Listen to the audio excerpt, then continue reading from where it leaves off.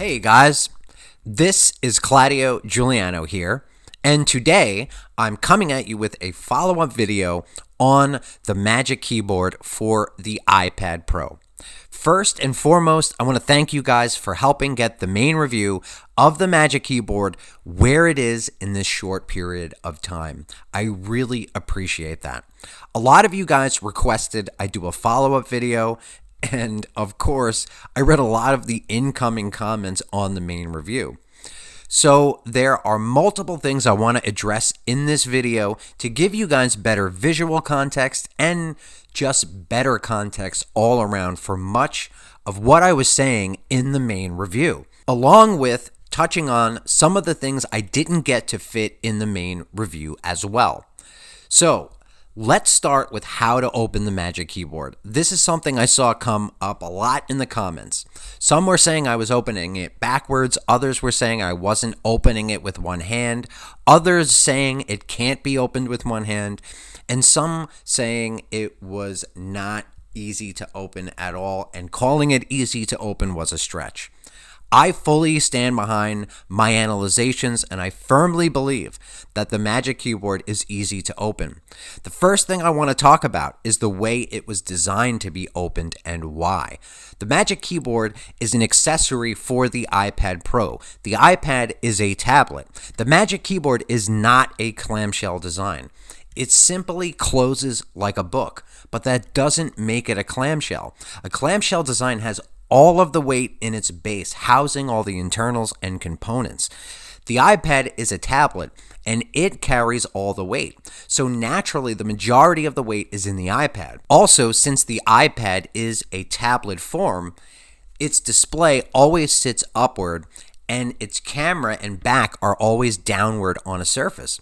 And that's how it's naturally designed, and that's why it's meant to be opened in the way I showed in the main review and how I showed you before. However, if you do want to open it the other way, you can do that as I just showed you here, and that's really not hard to do either. As you can see, I did that with one hand. Once you open it the way it was designed to be open, you'll quickly realize why it was designed to be open that way.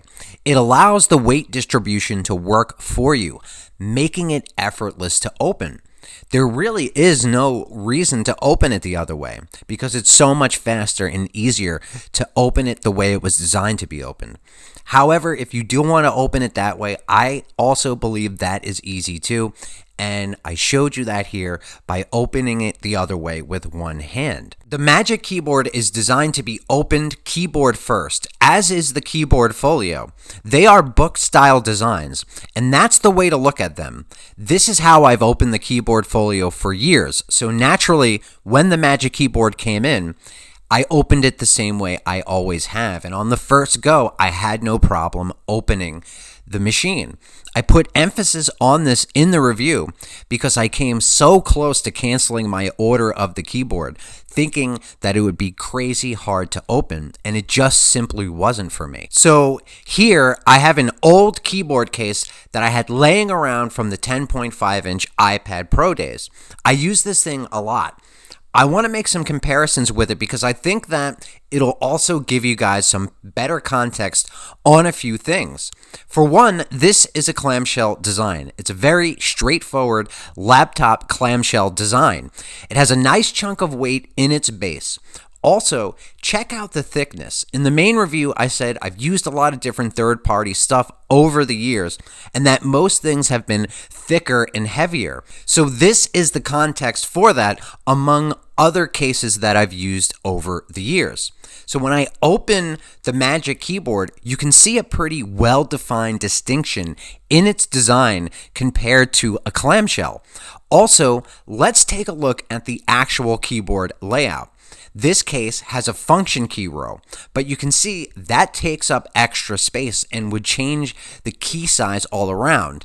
When lined up, you can see that they are just about the same length. The Magic Keyboard with a full trackpad spans out to be just about the same length. This is why I said I don't mind that there are no function keys. They were a necessary sacrifice, so they keep the keys the larger size that they are, and keep the keyboard's length what it is for the comfort and full usability of the trackpad on your lap. And to give you more context on that, I want to take the comparisons even further, and we're going to now bring in my Surface Pro 7 with its type cover. So when we analyze the two, you can see what I mean. Because the Surface's type cover has the length that it does, it jots outward way more. When you have it on your lap and you try to work with the trackpad, it's really not so easy. It feels cramped and hard to do, especially for any serious design work. This is my context on why and how the overall design of the Magic Keyboard makes the impact it does for those creative processes that I showed you in the main review. The magnetic floating design on your lap is quite a different experience. The display is floating upward and towards you, and you can freely work with the trackpad comfortably because the design doesn't have that extra length. The trackpad experiences on each of these machines is also quite different. And another reason why I put the emphasis on how good the trackpad is in the Magic Keyboard. I've been working with the Surface Pro for many years. It's one of my main machines. And its trackpad is good for a Windows machine. But the Magic Keyboard's trackpad quite simply blows the Surface's trackpad away. They are not equal. And you can see why in these examples I'm going to show you next. For any serious work on the Surface, I have to use my Arc touch mouse. I use the trackpad for basic floating around the system stuff, but for any real work, I don't use the trackpad on the type cover at all. With the Magic Keyboard and the trackpad, I use it for everything, and that was another point I was trying to make. It's an all-in-one solution. You don't need to add a mouse when you're using the Magic Keyboard because the trackpad has that precision and accuracy and fluidity, and it has all of those gestures built in. So the experiences I've been demoing with the Magic Keyboard's trackpad are not experiences you can get with the Surface Pro's trackpad and its type cover. They're just not built in the same way, and they don't have the same functionality.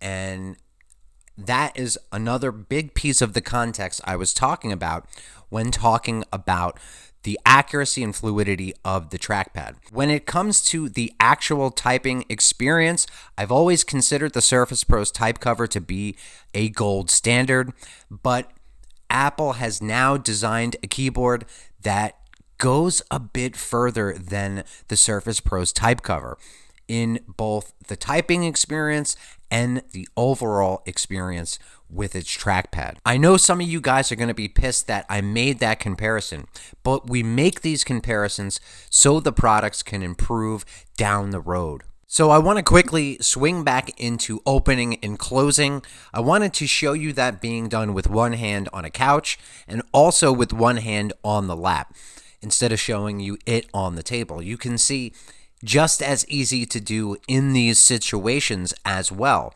And you can really see how fast and easy it is when you are opening it in this way, the way that it was naturally designed to be open.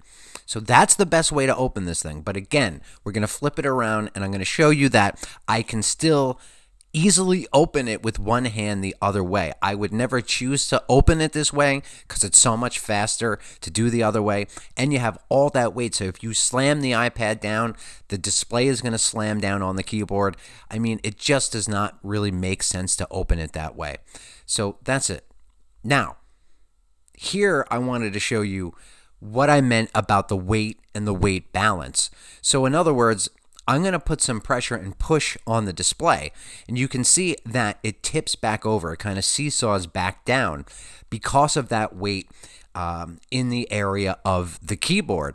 So that is what I meant by it doesn't just topple over when you have it in these different use case scenarios. So when it comes to thickness, it's very similar to the Surface Pro with its type cover attached.